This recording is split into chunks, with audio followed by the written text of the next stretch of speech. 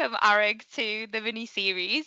So I'd love for you to do a little intro for us on who you are, where you come from.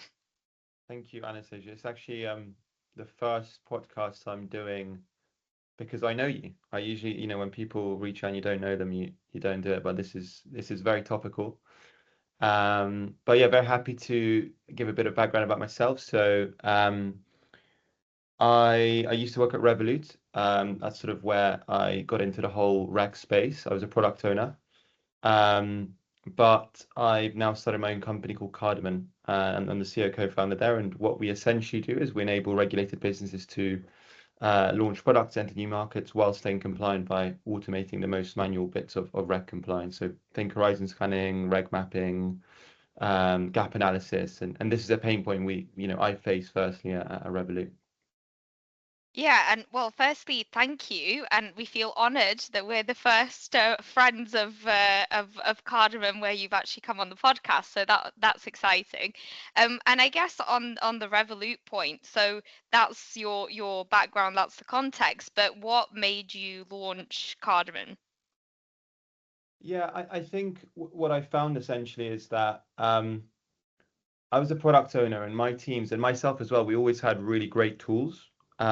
But when we looked at what the compliance folk were doing, and they were always working the hardest, and they were fantastic, fantastic compliance officers. But everything was still sort of going through spreadsheets, and I think that was sort of endemic of the industry. And so we just looked at ways of trying to automate the most manual bits of that, and I think that wasn't possible really until the whole rise of the LLMs into sort of mainstream. So that's where I saw the opportunity and why we started building that with Cardamom. And it's interesting you talk about, where you were and you had really great tech, and then the compliance team, you kind of saw that they're still, well, they were at that time potentially still utilizing a lot of manual approaches. And I feel like you're absolutely right. Like the disparity between that first line spend versus second line spend can actually be quite considerable. So, do you see that when you're working with your clients where potentially they have to really convince their boards to onboard a new tech solution? I think ultimately, with the tech solution piece, you've got to convince whoever the budget owner is that there's a big win, whether that's a revenue unlock or a cost saving or an efficiency. And so definitely when we speak to our customers, we always try and help them with the business case. The way we price is purely based around return on investment. Um, so I think definitely it's much easier to sell a product which has got a clear revenue upside than selling a product which is a cost saving, unless you paint that really clear picture of why there's a real ROI there. Mm. And I guess with something like regulatory change or horizon scanning, different people call it different things, but with the rate of change in the market at the Mm. moment, and it's kind of agnostic to jurisdiction. It's certainly the way that I see it, but definitely when it comes to the FCA and how a very they're not a rules-based regulator, they're a principles-based regulator. So on top of the fact that the regulatory environment's always changing, really what you want compliance to be focusing on is making the decisions of what that means to the business, right? Absolutely. So I think when you break down sort of the rec change piece and sort of lots of different compliance workflows, there's sort of getting the data aspect, but then there's also interpreting the data. And I think before the whole AI world, that reasoning piece was almost impossible. You could sort of come up with rule-based systems, but they would never be very specific to the company, to your point. And then when you layer on that different regulators might have different ways of doing things, whether it's risk-based, whether it's more prescriptive. The FCA loves the guideline, for example. There really is that important element of trying to determine what this change is actually trying to say in your business context. And I think that's some of the key unlock that, we're providing as well. Yeah, and I think it's the case with everything, especially because I guess compliance teams or financial services businesses in particular are moving towards more kind of tech enablement. Mm. Um, but there's still seems to be a lot of things that are done manually, and people, I wonder whether it's a bit more of kind of a cultural aspect where people think, oh, well, I'm a bit nervous to automate or to utilize tech because there's a lot of tech anxiety too. And it's kind of almost keeping people in that zone of utilizing spreadsheets because it's like stick to what you know and a bit of inertia. Have you experienced that both, when you were at Revolut, but or client side now for you, and now seeing that with, from your personal perspective? I think it's more of a like, without getting too philosophical, it's like almost like a human condition thing. Like what will make you go out of your way of your current solution or current way of doing things and to adopt something new. So almost if I flip the question at you as well, like what would make you use a tool? If you think about the tools you're using, they have to be, 10 or 100x better than the current solution. And you touched on a really interesting point about, the friction. So people work in a spreadsheet. um, there's fundamentally nothing wrong with a spreadsheet. It's can you then work in their workflows? Can you insert your solution in their workflows? Um, so the way we think about it is actually, it's nice to have a UI, but if you can actually meet the client where they work, and become almost like a digital teammate, that will become a 100x solution. And so even the solution we provide today, it has to be, multiples better than what they have today for them to adopt it. But I mean, keen to hear your thoughts on that. Like, what would make you, because you used to be, a compliance officer yourself, what would make you adopt a new technology? To be honest, I was also always kind of quite keen to adopt technological solutions because to me, what I wanted to spend more time on was actually doing the reasoning. And I've never really enjoyed kind of scrolling through reams and reams of paper to get to a particular answer or solution.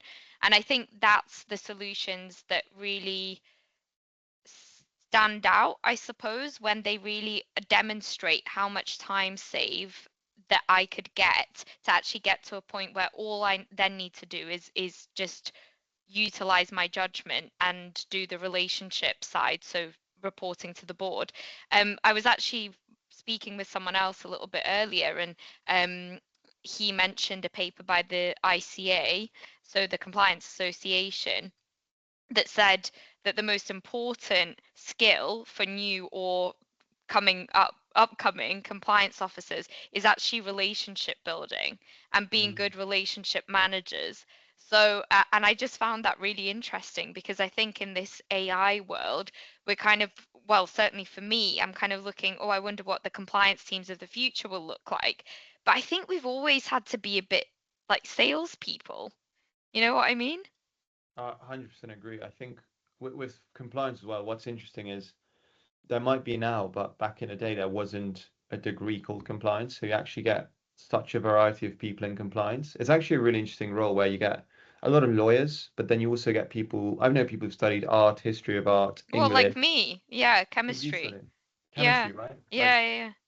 and I think it's because, to your point, it's such a generalist role that you need the skill set of understanding the logic, but also influencing people. Because at the end of the day, your job is to enable the business to launch compliant products which benefit the underlying customers. So it's a really vital role, and that's why I think it gets a lot of different people coming into it. But I totally agree with you. It's almost like a stakeholder management is crucial to the role. Yeah, because even what we were talking about earlier in the conversation, influencing boards to kind of make certain decisions that align with both the business, and typically the board is one step removed. As compliance people, you're on the floor, you see what's going on a little bit closer. So you're able to interact with the business areas and really get to grips with what would make a difference, I think. And it's just about how you then communicate that and sell that to your board. Um, and I guess the other part of implementing any sort of tech solution is then selling it back to the business, because oftentimes the business then has to support you with that integration. And I don't know what your kind of customer base looks like, but in terms of what I saw when I was on the buy side and working within the compliance team is actually you really need the buy-in from your IT department, from your operations team, um, to get the data onboarded or integrated into a system, or to support even just the buy-in in terms of using a certain type of system. So I guess from a Cardamon perspective, what other divisions beyond compliance are actually needed to make the integration piece a success? Yeah, it's an interesting question. I think with most sort of SaaS solutions or anything web-based, you'll have obviously InfoSec that you touched on, but then there's also the sort of adjacent teams. So if you think about operations, product, legal, they're all going to touch it. But what's interesting, and I guess we're a little bit fortunate in our product, is regulations are so sort of far stretching that almost every team is impacted by them. So we've had, times when InfoSec are reviewing the product and we then get the question of, hey, by the way, can we use this? And then we've had the same with the first line who see, oh, so can I ask questions and get my answers on what I need to do as a product owner? And the answer is of course you can. And so what we see is not only do people during the onboarding process have to sign off on things, but that's actually a really good way for us to convert them into internal customers. So they end up, using it beyond the compliance teams. And in some, we work with the largest regulated brands, and some of them we've got almost 100 people using it now. And obviously not all of those will be compliance officers. So I think it's a really interesting way to actually get more customers going through that onboarding process and showcasing the product if your product is far-fetching, and we're lucky enough that ours is. So you're talking about the onboarding process there, and this might be a little bit you might be the wrong person to ask because you might not want to reveal all your secrets. But when someone that is a potential client of yours, when they're looking at tech solutions, regardless of what they may be, whether it's yours, whether it's something else, just to make this a little bit more practical, like what should they be looking for in demos to really look at how robust a potential tech provider is? Because as you will know, as I have experienced, there's also a lot of rubbish out there and a lot of people that are very good at selling, but the product doesn't necessarily stand up to scrutiny. And with teams that are really low on resource, what should they really be paying attention to or asking questions about when it comes to regulatory technology? I think it goes back to what we said a little bit earlier, which is, if someone has a problem, how you solve it 10x better. So with any product, doesn't have to be regulatory or RegTech even or compliance even. I think the key thing is almost, I basically hardly demo until I understand exactly the problems and understand what the customer is facing today, what their process is, where the bottlenecks are. And once you get that, then you've got this perfect opportunity. Basically been given a great chance to set up a demo that solves exactly that pain point. Um, so it's key not to, I think a lot of people demo and sort of show the whole product and almost like, let me go through the laundry list of everything we can do. Yes. Um, Yeah, yeah, yeah. but I don't know about you when you get demoed to, but I think when I get demoed to, the key thing for me is I've told you about my problems. I've almost woke myself up about my problems. And then there you are with that perfect sort of demo that solves that very specific problem I have. That is the wow moment. And I encourage everyone to try and do that because ultimately it leads to better customer outcomes. And of course that means two things. One is you can understand the pain point, and two is you can actually solve it. And then demo is the way of showing that you've understood and solved it, if that makes sense. hmm And I think also it's really important to look at maybe what good looks like. And if teams haven't really done that, you'd want to encourage them to do so, like before even coming to a potential tech provider, because I Totally. think that should come a step before even identifying um, potential providers. Because if you don't know what you're looking for, then you're always easily swayed into something that might not solve your problem at the end of the day. Totally, totally. And do Yeah. you do that mapping or do you assist clients or have you assisted them with like kind of just mapping what good might look like? I think we have a very first principle based approach, which is, um, almost you almost want the customer to tell you like what they think good looks like, and you want to go above and beyond that. So someone might say, "Oh, I just want to understand everything that's changed from a regulator." But then you might say, "Oh, okay, that's sort of step one for us. We can do that. That's no problem." But what's the next step? What do you do after that? And then you really uncover what the real pain point is, because to your point, many customers might think they don't compare apples to apples. They might think that because they've seen a solution which has been around for 10 years, that that's the only way of solving that problem. Hmm. And so, unless you dig deeper and find out, okay, but is that solution really deeply solving your actual problem? You need to uncover the actual problem. And once you've uncovered the actual problem, you can almost then say, well, this is what not just good looks like, this is what excellent looks like if I solve that whole journey for you, not just the first step of it, but the next steps without creating additional work or additional problems. 100%. And I guess you just mentioned about like solutions that have been around for a while, but I know with your tech solution, it's quite innovative and you're kind of always promoting that innovation. What should prospective clients maybe look at from the perspective of risk with highly innovative solutions that, might be low code, no code to begin with? Like, what are the main risks? Because I think that's one of the things where um, you can kind of get enticed by the innovation aspect, but you might not know as a compliance person, how do I test for what that actually means and what the risk profile of this looks like? I think, well, funnily enough, um, it's often actually the legacy players who refuse to do things like pilots. And that might be because it's expensive for them to set it up or it will take months to set it up. But I actually think I encourage customers, if they're not sure through the demos, even if it's a detailed demo, if they're unsure about the underlying product, then always ask for a pilot. It doesn't have to be months and months long. We to show you that we're not no code or low code. We're very much we're an engineering company. Almost all of our employees are engineers. Um, and it's really important for us because we the tech has to be at the forefront. And I think for us to demonstrate that, we're very happy, and in fact, we encourage pilots because that's you get it in front of your customers, you get it in their hands, and they set the goals, and they can essentially test it if it passes those goals. And so I think like that's always a great qualifier from the customer to you, to the provider. If they refuse a pilot, why are they refusing a pilot? What are the red flags? Why don't they want us to see it? So I think that's one thing. The other thing is, and this is slightly more, I don't want to say artificial or surface level, but I think, we, for example, have done our SOC 2, Type 2, our ISO 27001, and many people are, surprised because some enterprise legacy providers haven't got this yet. But we wanted to do it very, very early to show that, we might be new, we might be sort of cutting edge, but we also take the enterprise grade security seriously. So I think those are the two things, look out for those certifications, but also try and get your hands on the product, try and do a pilot if you're unsure. What have you learned from your clients about your own product as you've gone through the pilots? Because I guess Cardamon isn't, that old in terms of from inception to now. So I'm guessing you're still on the learning journey, and you probably always will be as kind of a founder that cares about what the client experience looks like.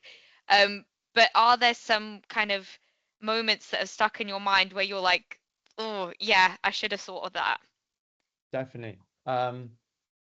Firstly, I think you have some bias as to what a user will do with the product, Hmm. and what you think is important versus what they think is important. Yeah. So one big one was an enterprise customer during the pilot, who've now become a customer. They really wanted to understand how we manage the workflows for them, and we're like, oh, don't worry, we integrate into your ticketing system, so you don't have to come out of your workflows. Which sort of goes back to what I was saying earlier. If people work in spreadsheets, we want to meet them there. But these guys were like, oh, we don't have a ticketing system. We actually need something which helps us with the workflow. And so for us, that was such a key thing. It's like, oh, this is the problem. Like the problem is not just, it's not just solving all these other things, but this is that real deep underlying problem that we're talking about. And so I think you need to take those signals and understand, is this repeatable across the customer? Because as a company, you need to also not implement every single thing, because if you listen to every single thing, then you sort of build a Frankenstein. Yeah. But this was something we've heard, and then we sort of validated, and we actually built it very, very quickly, and they loved it. And obviously, they've come on board since then. But these sort of like, it's basically getting to what is the real underlying problem, and sometimes it's something that you wouldn't expect, and it's making sure having the humility to listen to that and not saying, well, I don't think that should be a problem. If the customer feels the problem, it is a real problem. Yeah, that's interesting. And I guess that's an enterprise client, and I guess you see a whole range from enterprise to SMEs to all sorts of different sizes of businesses. Do you think there's disproportionate burden on the kind of SME style clients under regulatory pressures, similarly as there are to, your banking clients and everything in between, basically? So I feel like everyone is expected to apply the same standard, and the regulators increasingly data driven in terms of review and enforcement action, but it's so expensive if you think about it in terms of resource, whether it's human resource, tech enablement, etc. And there's such a disparity between the level of resource available from A to B. So I guess from your perspective, what have you seen people discuss in terms of that risk-based approach? Yeah, it's a really interesting question. I think I can obviously speak to it from my own personal experience, and I don't want to speak for others, but from my experience, and this is maybe not many people know this, but before Cardamon, I was actually working on a fintech um, as a founder, of fintech product. And the reason why Cardamon sort of grew out of that as well is I would have had to have spent almost $400,000 dollars on essentially figuring out the regulations and getting lawyers and consultants in. And this plays to what you were saying, which is it doesn't really discriminate you whether you're small or whether you're big. You still have to go through the same pain. Hmm. And so that's when it was crystal clear, like, well, if we face these problems at massive organizations like banks and Revoluts of the world, and if I'm also facing it starting my own sort of fintech, then clearly it's a massive problem. And so from my personal experience, I can say that absolutely. I think there is a natural barrier to get into these regulated spaces. And now that you have the AI revolution, really, this barrier can really start shrinking. And that's sort of one of the founding principles of Cardamom, literally. And while we might work with really large customers, I think there's definitely a space to help the newer entrants, and that's something that we really care about. Yeah, and I guess it touches a little bit on that kind of competitiveness, and also the kind of encouraging business, and different jurisdictions approaching that in different ways. And you travel around a lot, you'll see for different jurisdictions how they manage that. And I think it's all kind of interrelated. And as much as I think that the FCA, well, not just the FCA, I just think regulators have a really um maybe a bit of a hard time for it, because realistically they do have a lot to answer for, and they are always in the spotlight as much as firms are. Um, so unfortunately, it might just be one of those areas of inevitability. And similarly with the incoming crypto legislation and digital asset space being more or increasingly regulated, and Mhm. this year, with the main regulation coming in, I think again, innovative newer businesses are put under the same regulatory umbrella with the same regulatory scrutiny. But maybe that's just the way it has to be, because at the end of the day, you've got to cater to the consumer. Well, I think also you've got to think about these regulators are essentially providing a product. So if you compare regulator A to regulator B in different countries, um, firms will often go to and sort of aggregate in certain countries where it's more beneficial for them because the regulator is perhaps more lenient or has a regime which is friendlier to new players, new entrants.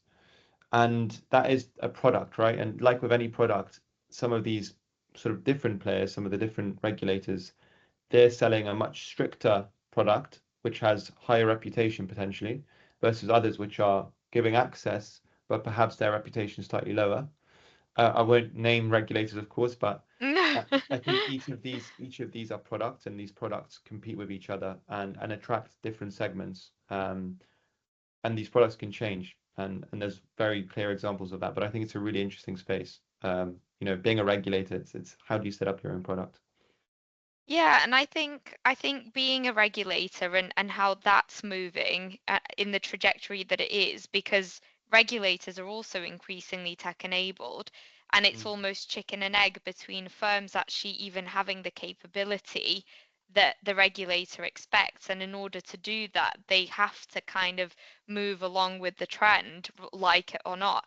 Um, I just don't know whether, and I'm curious to hear your thoughts, but whether current or historic infrastructure can kind of keep pace with what regulators are expecting of firms. What's your view on that?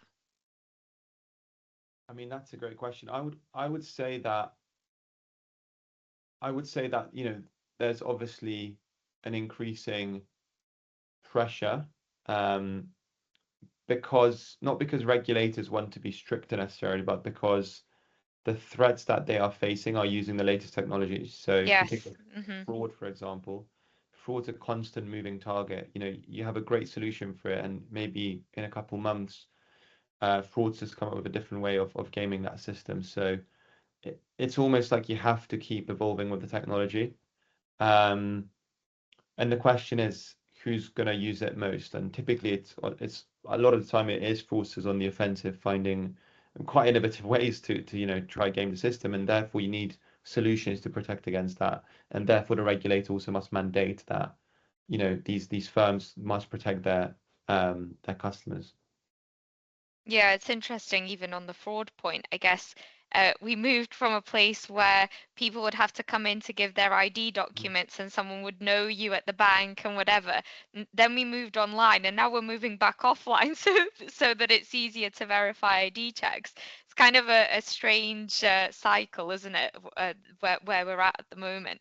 Um, so I guess moving a little bit, like shifting a bit to more the founder life and how we're both kind of in a similar position when we've moved from client side to being founders separately.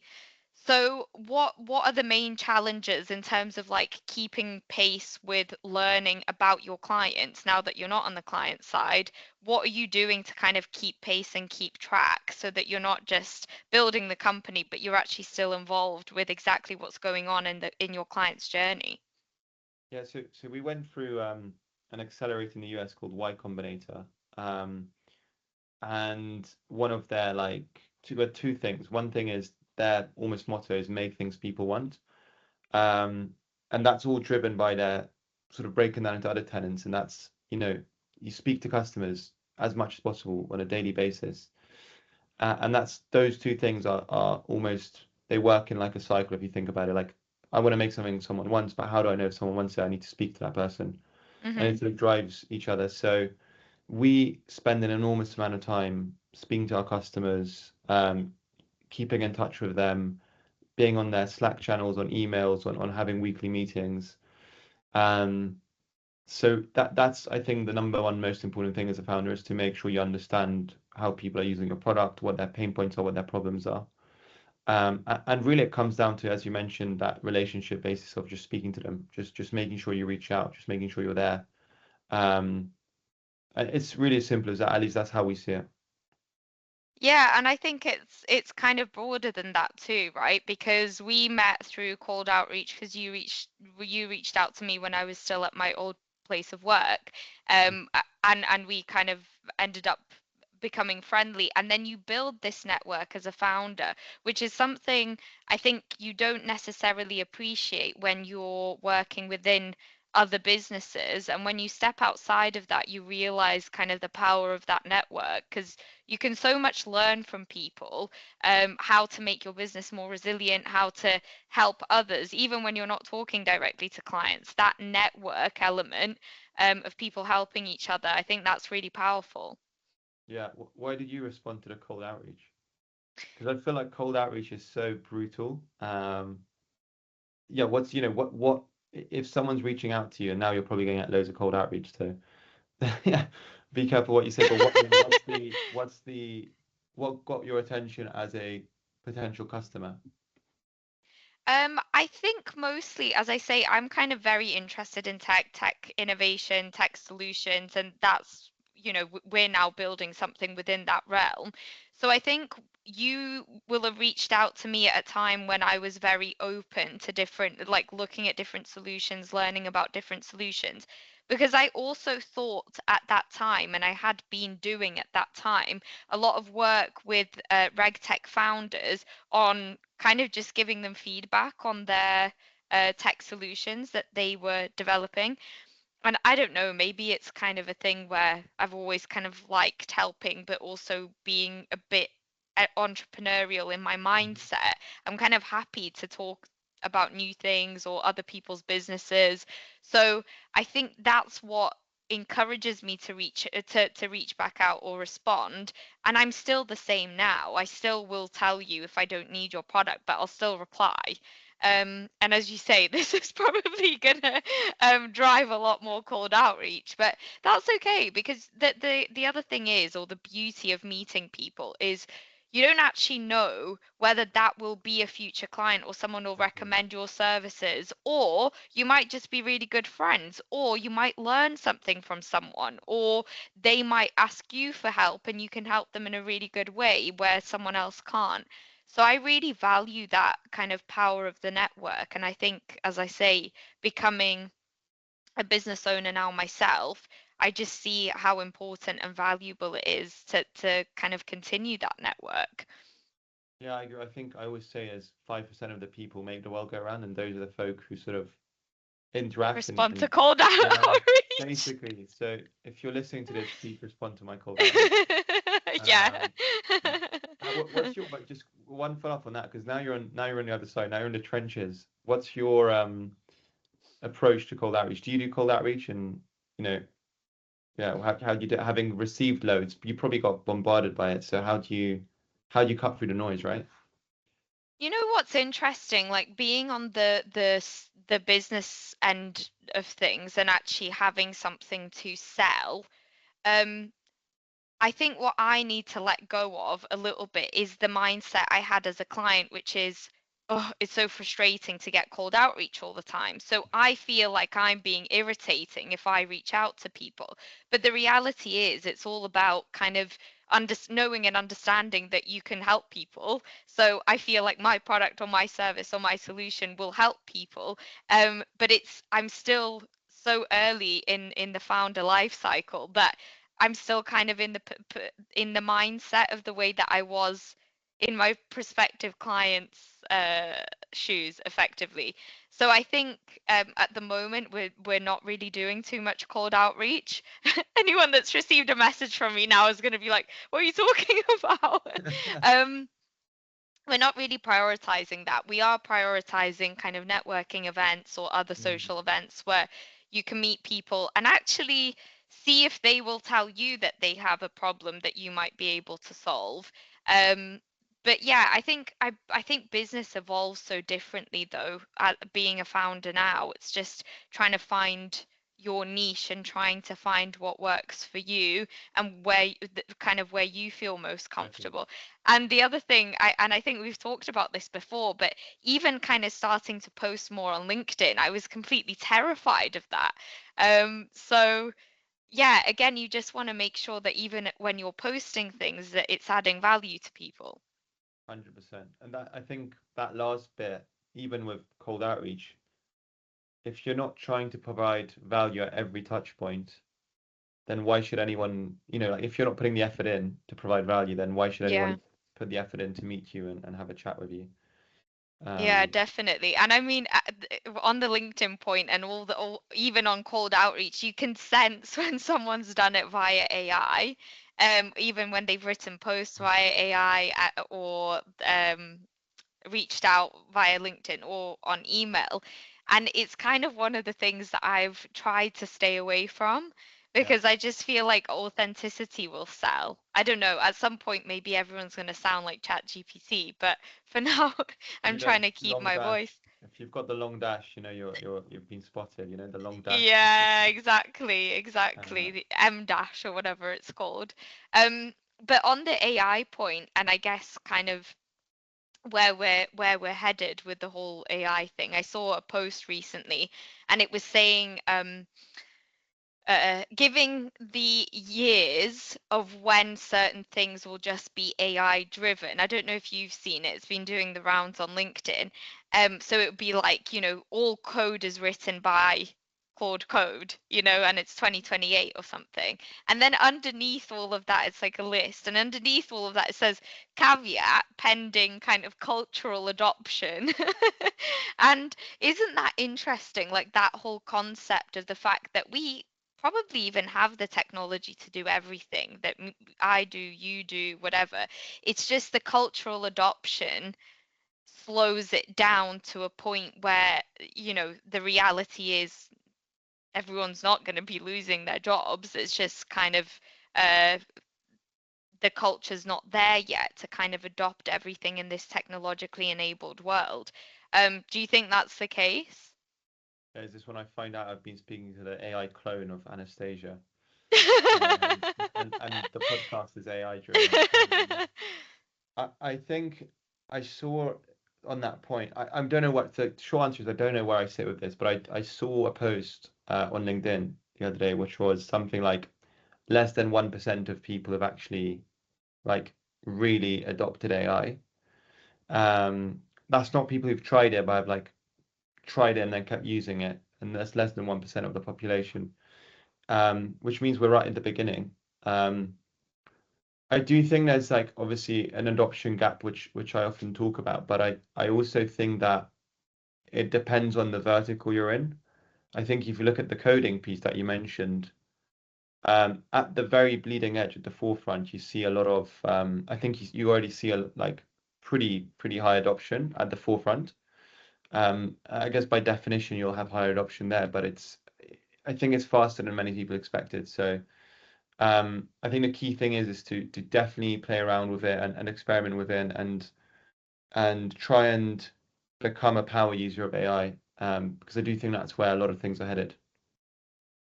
Yeah, but on that point, I suppose, and I know the FCA are attempting to regulate AI within kind of financial services organizations, and they're reviewing where we're at in order to do so. I guess governance is the main issue, right? Even with experimentation and all of that, when we're talking about financial services, um, I think part of the fun is exploring and seeing how you can use it. But I guess in organizations, back to the resource point, in organizations where you don't have that much resource, you can't necessarily just be vetting exactly what people are trying to experiment with. And so I think that is kind of a point of contention between larger organizations like your banks, where they already have their own sandbox environments and people are trying to kind of develop new and innovative solutions to help within large organizations. But then the SME market are just a bit still kind of using ChatGPT to write emails. So that 1%, I think, is really resonates with kind of what I see even in the client base that I'm working in, is the fact that there's a lot of AI anxiety. It's like if we do nothing, we're going to be left behind. But the ones that Mhm. are actually doing something and doing it well is really, really small. Absolutely, absolutely. I do think there's an opportunity for sort of folk to act as the bridge between the technology and the adoption. Whether that's, actual solutions who sort of like really wrap it up and make it super client friendly, or whether that's consultants who come in and try and help. I do think it's going to be the gap will be closed. But even amongst those groups you mentioned, there'll be, smaller companies who are really embracing it and making the most of it, and they can do it because there's not a lot of different committees to get through. But likewise, there are massive enterprises which are using it well, but also massive enterprises which have like basically completely are terrified of AI. I mean, I've heard of companies and I've seen companies which they don't even allow Copilot or anything like this. So, and to your point, Yeah. I do think there's a risk of getting left behind. So it's very interesting times. Very interesting times. It is interesting because I think ultimately boards have a lot of responsibility right now in how they are resourcing their own company's innovation in this space. Because at the end of the day, you've got to be, as a board, you've got to set a risk tolerance for this now. You can't not. Even if you're doing nothing, you've got to take some level of responsibility for how organizations are moving forward in this space. And what you were saying about even large organizations, some of them are afraid to use it. Yeah, I've seen that too. And I suppose with what we do with Alira Solutions as a consultancy and the fact that we're super focused on transformation, Hmm. and the reason why predominantly is the fact that there is that gap between, well, in my case it's compliance, but compliance and the tech innovation or the integration or the implementation cycle. And a lot of the time it's not even to do with um, the vendor, or it's not to do with the organization, it's just to do with lack of resource. And you see it a lot with people jumping from ship to ship when it comes to tech vendors, because they think, oh, the reason why this project hasn't worked is because the vendor's no good. But the reality is it might be the best vendor for Yeah, your problem statement, but you've spent zero time or resource to actually integrate it or implement it properly. So I think there's a real, having moved from kind of client side into the consultancy world, and now that we're building a RegTech product separately to that, it's each of those phases makes you appreciate what you did previously in a different way and kind of evaluate what you're doing next in a different way, because you have the appreciation of that kind of independence as well. absolutely. I guess it goes back to what we're saying, like if someone's gone out and spent a decent amount of budget on a RegTech solution, then why aren't they then investing the time to making it work? So it comes back to, Yeah.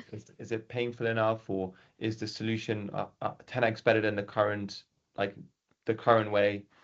I think it's very complex, and I do think that the way we're moving, I always say the best UI is no UI. So we touched on this a few times, but I do think that the way people will interact with these systems is more like digital teammates. And on a digital teammate, with a real teammate, you don't go to a random like sign in and interact with the teammate there. You send them a message on email, on Slack, on Teams. And I think that's how all of these softwares will develop into digital teammates that you interact with like real teammates. Because to your point, unless you make it as simple as that, then there is a risk of that friction of, okay, now how do I actually use this? And there's a learning curve, and the more you can reduce that, the easier it is to adopt, in my opinion. Yeah, and I definitely see a lot of the times when people are starting to utilize AI, or I guess one of my biggest concerns with financial services companies that are maybe not investing enough resource into integration and stuff, is that they're onboarding kind of bleeding edge solutions, like super innovative solutions that are utilizing AI, but their underlying data is not great. And then the AI just like multiplies that really, really fast. And then I reckon that's probably going to be one of the biggest shocks to the financial services sector, in terms of that'll be the first point of breakage, is when an organization realizes, oh goodness, we've like really automated a load of rubbish and Yeah. our clients have lost out. I think that will be the first, if I can put a prediction out there, that will be the first AI enforcement, I reckon. That will be what it's to do with. That's the prediction. What's going to be the first AI enforcement action? Yeah, let's do AI enforcement action. I reckon it's going to be an AI system making a decision um, on a customer onboarding, and it will have taken bias. It's a biased decision. I reckon that will be an enforcement action. Um, Well, let's see. I'm gonna do my little mini series list of predictions now. I'll have table. to reach out Yeah, to the podcast so I've already done and be like, what's your AI enforcement prediction? Well, let's hope we're both wrong. Let's hope we're both wrong, and let's hope that it runs smoothly. But oh yeah, yeah, yeah. I doubt it. We've got to have our fun somewhere, haven't we? And there'll be an enforcement. That was a bit cynical. So let's finish the podcast there. Thank you ever so much for joining me. my Really pleasure. interesting conversation. And yeah, speak to you soon.